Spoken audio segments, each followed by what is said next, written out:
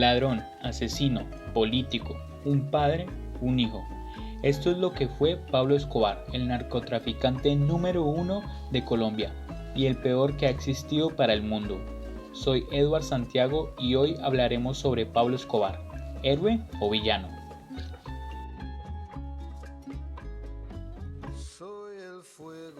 Pablo Emilio Escobar Gaviria, nacido en 1949 en Río Negro, Antioquia.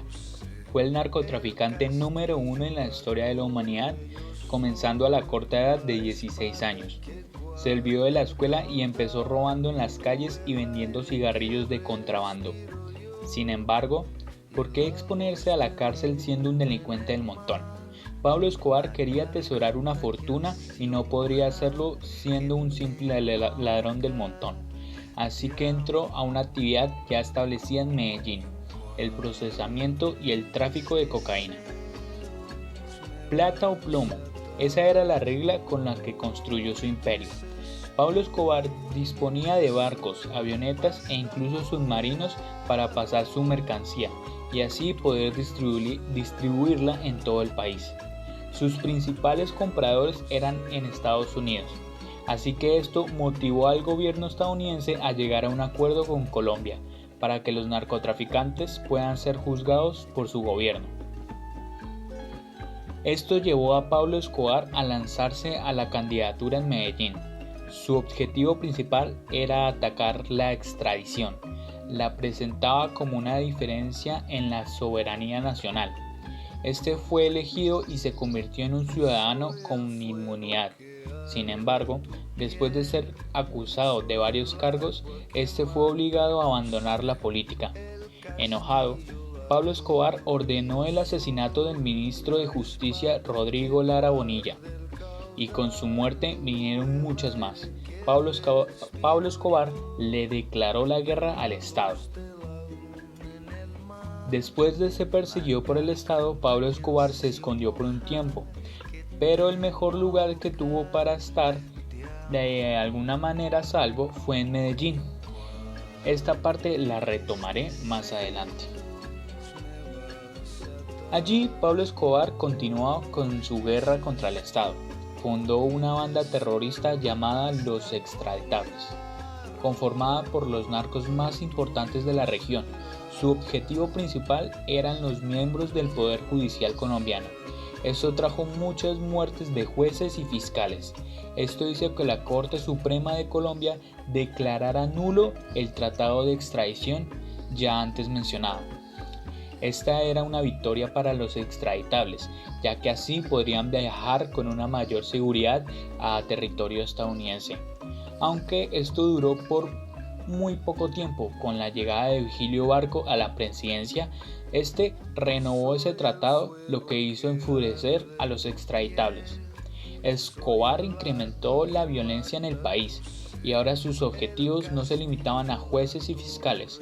Esta vez incluyeron a policías, militares, periodistas y políticos. Bogotá, 6 de diciembre de 1989. Atentado del edificio TAS.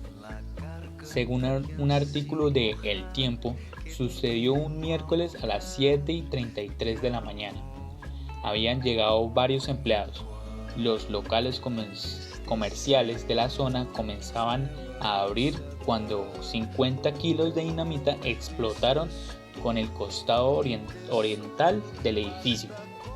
El costo fue un estimado de 63 muertes dentro y fuera del DAS, más de 600 heridos y claramente afectó a los locales por lo menos en 10 cuadras a la redonda. Vuelo 203 de Avianca, 1989. La aeronave comercial de Avianca de matrícula HK 1803 despegó a las 7:13 de la mañana desde el puente aéreo de Bogotá, con destino a Cali. 4 minutos después, cuando apenas estaba tomando altura sobre los campos del municipio vecino de Soacha, explotó en el aire. Estos fueron los atentados más importantes de la larga lista de crímenes que tiene Pablo Escobar. Teniendo en cuenta todo lo anteriormente mencionado, categorizar a Pablo Escobar como un villano sería lo indicado. Sin embargo, él en algún punto de su vida fue llamado héroe. Pero, ¿quién y por qué diría algo así?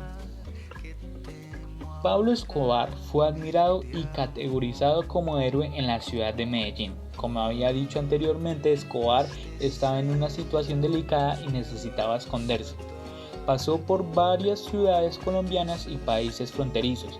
Sin embargo, el mejor lugar al que podía acudir era la ciudad de Medellín. Allí no temía por ocultarse demasiado de las autoridades. Incluso hay testigos que lo han visto en partidos del equipo local. Y este no solo fue un ciudadano más. Pablo Escobar se construyó carreteras, colegios y hospitales, canchas de fútbol y un barrio entero. Gracias a él, varios habitantes de las calles ahora tenían un hogar.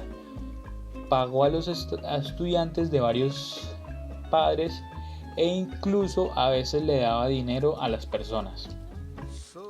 Pablo Escobar, ¿es un héroe?